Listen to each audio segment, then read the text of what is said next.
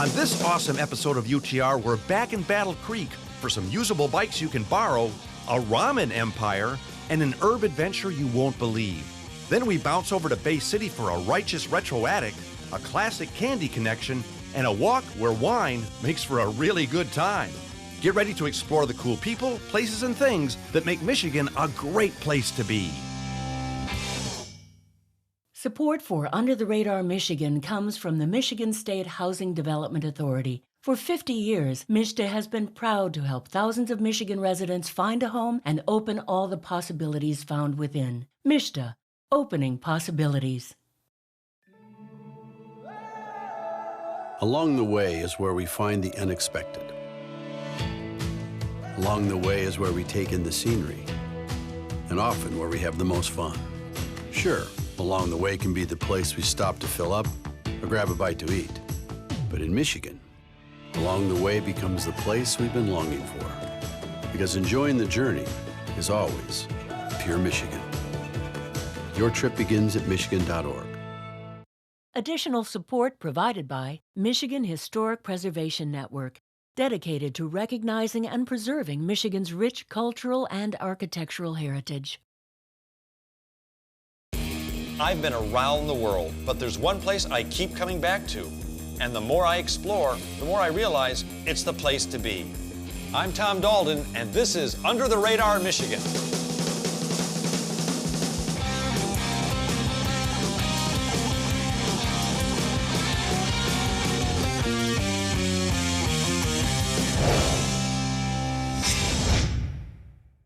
Are you one of those torn individuals who loves the peace and serenity of nature, but you still love the excitement and energy of urban living? Well, here's a city that balances both beautifully. Over the years, Battle Creek has done a commendable job of blending its green spaces and business places. The river runs right through the center of the city, and it's lined with plenty of popular pocket parks where people can connect, relax, and play. It's a big city that's softened with beautiful natural surroundings. It's also a great place to come explore for a day or three. So I say we get started right now. Battle Creek is located in mid-southern Lower Michigan, just north of I-94. Now, if you want to explore a city, a great and fun way to do it is by bicycle. And here in Battle Creek, they made that real easy for you. And that's because at these handy-dandy B-bike share stations, you can grab a bike and go. Heck, I even grabbed John Hart, a bona fide Battle Creek expert, to help me wrap my head around this cool downtown. So how does this whole bike thing work? First of all, I noticed these are Treks. These are nice bikes. They are nice bikes. So how this works, we have 4 stations throughout the community. And it was a partnership, a collaboration between the Visitors Bureau, the Community Foundation, and our local bike store. To get something like this going, it takes a village. It takes everybody to be into it and get involved. And so it's like take a bike, need a bike, leave a bike, have a bike, or however that works. Right. It's very affordable, and it also goes back to we're trying to become like a bike community. So we're like, how else to do it? Well, why don't we get these bikes down here? They're like, it's $5. You can, for 24 hours, ride a bike for $5. Yeah, and if you live downtown, you want to go somewhere and you don't want to get your car or whatever, or you don't have a car or whatever, you just hop on one of these and... You can take it out for a lunch hour. You can head up, if you're a KCC student, you can take the bike that's there, come downtown, go to the farmer's market, have a bite to eat, jump back on, go back up to school. So anybody can use it? Anyone can use it. Even me? Even you can use it too. Let's go for a ride. Okay, let's do it. Okay. So John and I checked out a couple of bikes and set out to explore and learn more about this great city. I can totally see why these bikes are popular, because not only is this handy, but it's healthy. I mean, it is healthy. It's a great thing to get out and do. I mean, if you live in the city, I mean, this is just a great thing to have. Right. I mean, we want people to come out and use this trail. Look how beautiful it is with the river here next to us. Yeah, this reminds me of Europe, how the rivers run right through the middle of big cities.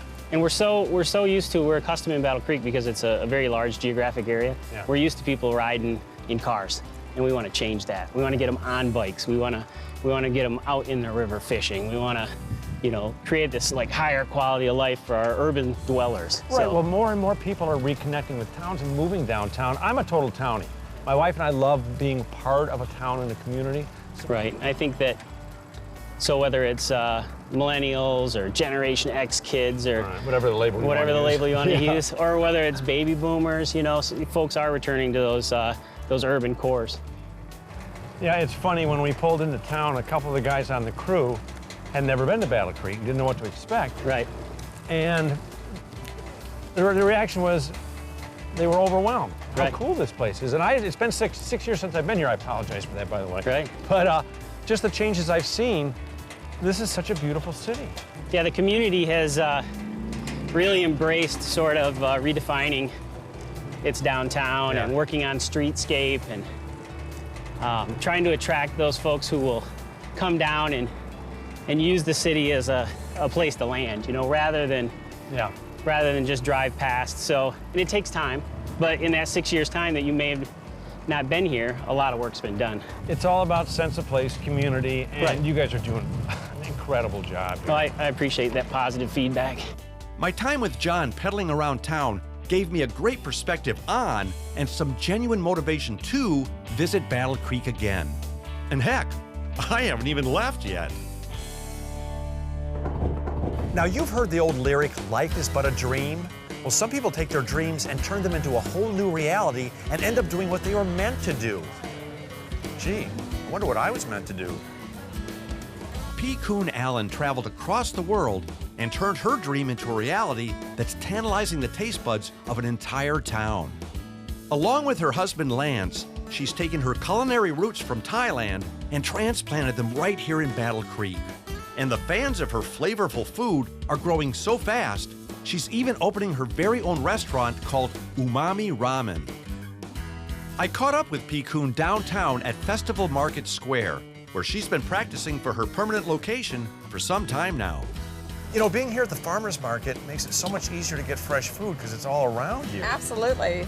And you actually brought your food here personally from Thailand, right? I grew up in Thailand, yes. So you went to the Grandma School of Culinary College. That's where you learned to cook. Yes, my grandmother, my aunts, my mother especially, she's wonderful. She's an amazing cook. My heritage is Thai, but culturally, I'm very diverse in friends, community. I have friends from, you know, Cuba, Puerto Rico, Japan, and I've eaten at a lot of these places. So what we bring here is kimchi banh mi. So we have a Korean and a Vietnamese mixed together. And then we have a Thai taco, which is Thai and Mexican. So we just really kind of like, I don't want to call it fusion. I just do what I want to eat. You are truly international. Yes. What does it feel like in here for you personally that you're now doing what you were really meant to do? I'm extremely, extremely happy. It's hard work, but I'm happy because these boys are excited about food. People are excited about food. People are excited to try new things because that's what we bring to the table. Could you teach me to cook? If I could teach my husband how to cook, I could teach you how to cook. Well, we don't have nearly enough time for P. Coon to teach me all of her tricks. And anyway, this is an eating show, not a cooking show. So if you love big flavors being served up by small businesses, get in your car, head to Battle Creek, and get your umami on. Now, this is the part of the show where I do what's called a stand-up, and I describe to you in a witty yet informative way what you're about to see. And I just saw what you're going to see, and I have to say, I'm speechless. Hey, I heard that. Now, when you hear the name Southern Exposure Herb Farm, you probably think, oh goody, Tom's taking us to a nice little farm where they grow herbs. Well, hold on to your Martha Stewart handbook and decoder ring, because this place takes elegance, dining, and entertainment to a whole new level. Scott Stoke and Curtis Whitaker are two ex-military men who got out and then started working harder than they ever did before. To go from the military to something like this it seems strange. Was this a dream of yours?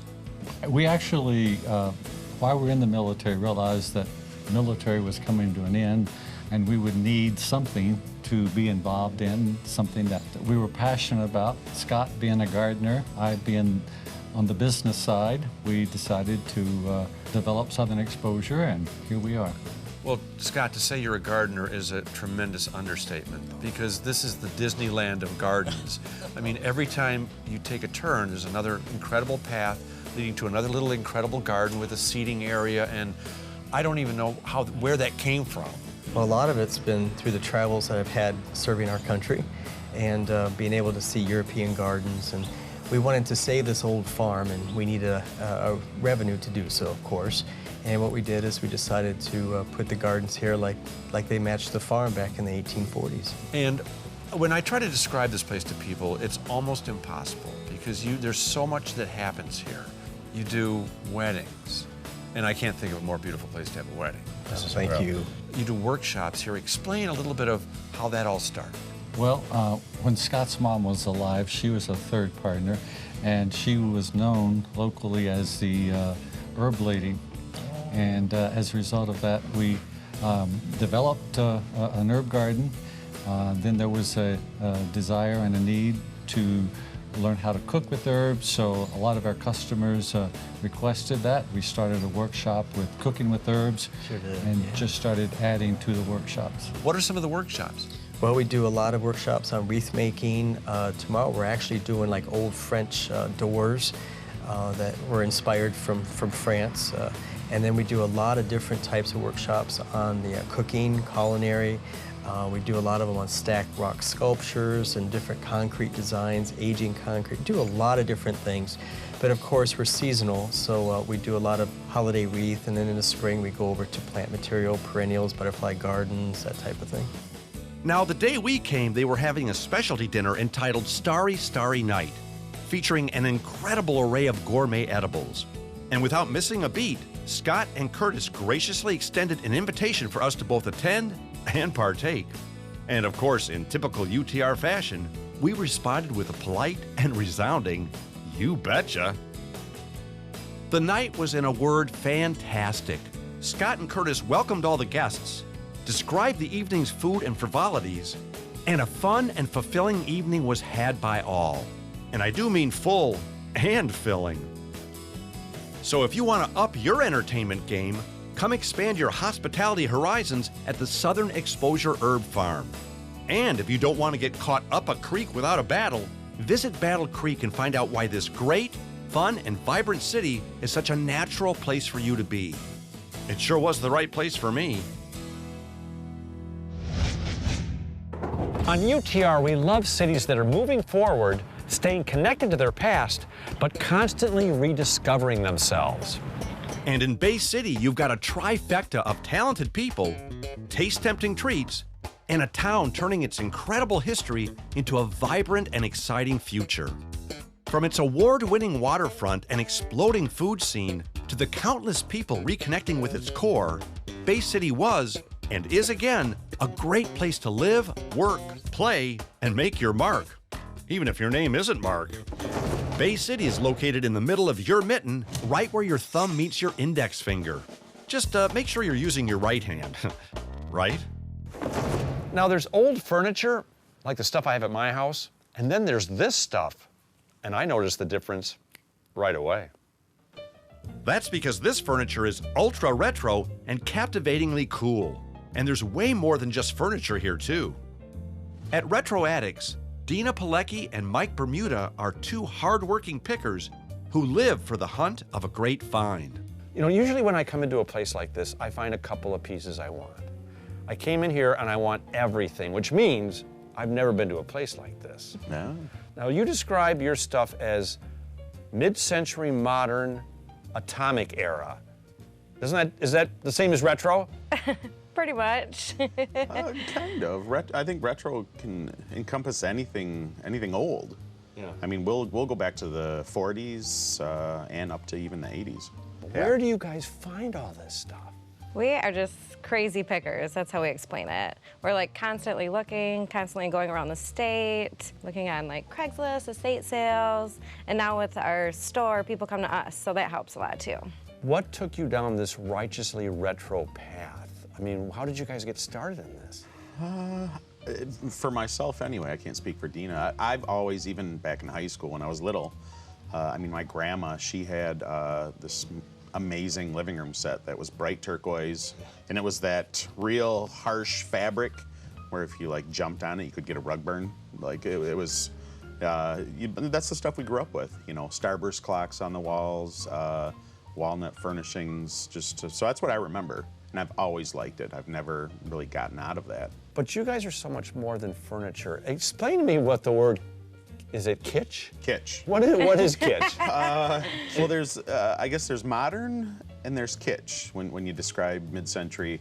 Modern is very clean, very minimalistic, and then kitsch is fun. It's yarn art, it's bright colors, it's just all the things the modern people don't have. Right. How do you guys keep the passion going every day? Is it that much fun?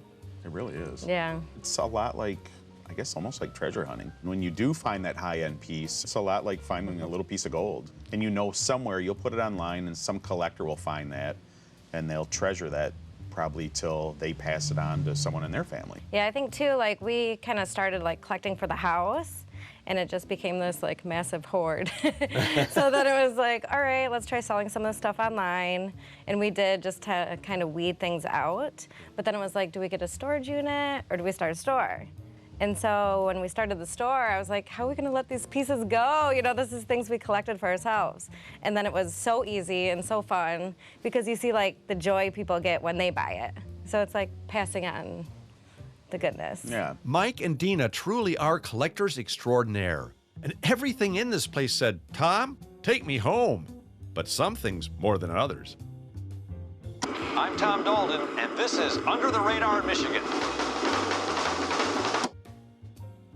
If you want to have a cool and funky blast perusing stuff from the past, then don't drive past retro attics. Because who knows, you might just find that certain special something.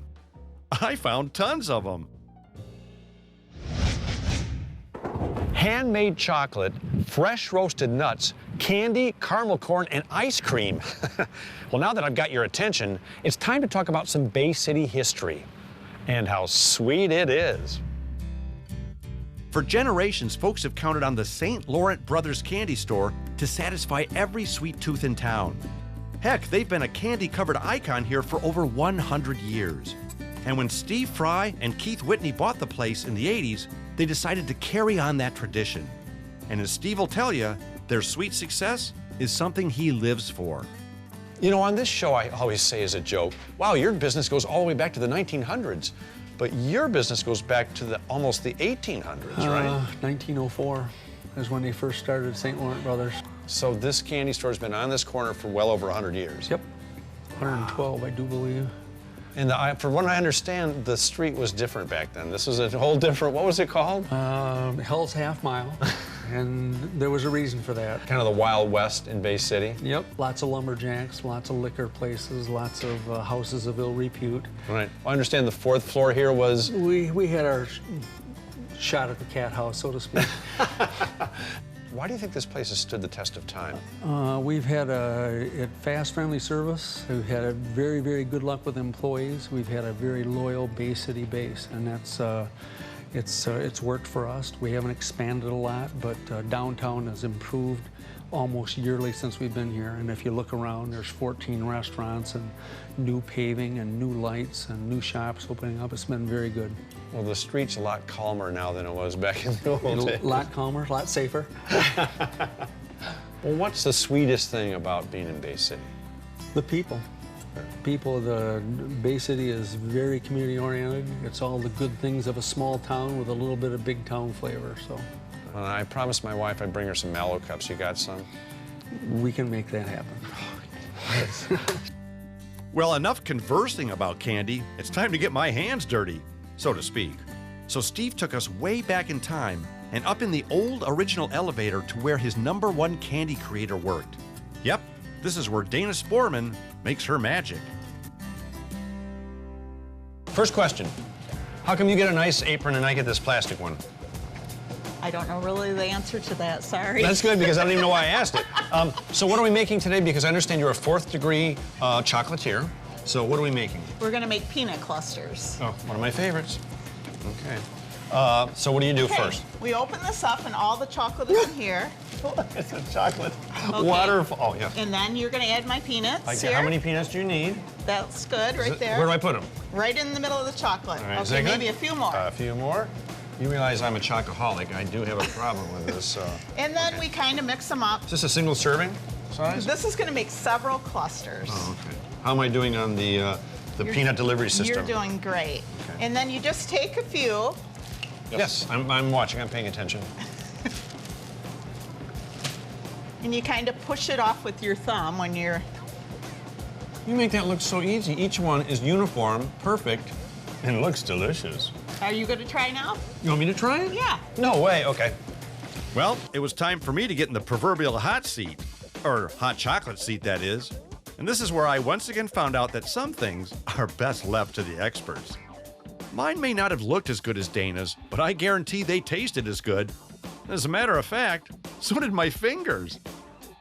If you're looking for a good confection connection in Bay City, St. Laurent Brothers has everything you, your kids, and probably your grandkids will ever need. Because as we all know, candy is timeless. You know, a lot of cities have special events and gatherings for the people who live there because it helps create a sense of place and community. And this one's got the word wine in it. I'll drink to that. This is Bay City's annual Wine Walk, where the downtown eateries open their arms, open their bottles, and celebrate life in this awesome town. Now, to help me get the lay of the land and my hands around my first glass of vino, I took some time with one of Bay City's principal food pioneers, Dave Dittenberg. I swear to you, we did not come to Bay City just because tonight is Wine Walk. But it didn't hurt. It doesn't hurt, right? How long have you guys been doing this? This is our 18th year. Big event that we've had in town that everybody looks forward to. It started with 400 people, and now we're up to about 1,800. So 1,800 wine walkers? Walkers, crawlers, maybe at the end, by the end of it. How does the whole thing work? So there's 14 different bars and restaurants that participate. Each place has, the wine walkers take tickets from place to place. They get 2 samples of wine at each place and 2 samples of food from each place. Okay, hold on a second. Okay, that's 28, okay. I just want to make sure I get my fill, so point me in the right direction. Where are we going? We're going to go right over here to Tavern 101. That's one of your places? That's one of my places. I am a little bit, you know, I guess partial, but... I don't blame you. Well, with Dave's tutelage tucked away, I set out to wine, walk, and talk with the locals. And that shouldn't be hard to do after a glass or two. First of all, there's 2 things going wrong here right now. One is this is a wine walk and you're sitting down, and 2 is you don't have any wine. I have to go in the restaurant and get some wine. Well, let's go. All right, let's go. Now, I'm a firm believer in you never drink a wine before it's time. Is that yours? Yes, No. it is. It was time. I noticed your wine is a lot bigger than everybody else's. Is there a reason for that? It's an ultra white. Oh, it's vodka. Yeah. I get it. I get it. Okay, so far I'm loving Wine Walk, but can you tell me a place where I can get some really cool furniture? Well, Retro Annex, of course. Oh, duh, sorry, it's you. Oh, darn it. You're at Wine Walk, Yes. even though you're standing still. My first time. Oh, really? How many wines have you had so far? I think about 8, 10, maybe 20. I don't remember. We are not thirsty anymore. Wine Walk is working. Yes. Let me see your Wine Walk wiggle. Food is awesome. Whether your wine walk is a skip, a saunter, a strut, or a sachet, this is a wonderful way to create community. And as you can see, and I can taste, Bay City is a wonderful place to find yourself. Heck, it's even good for finding funky furniture and classic candy. So spend some time in this exciting city by the bay. And who knows, you could like it so much, you may decide to stay. Hey, that rhymed. Bonus.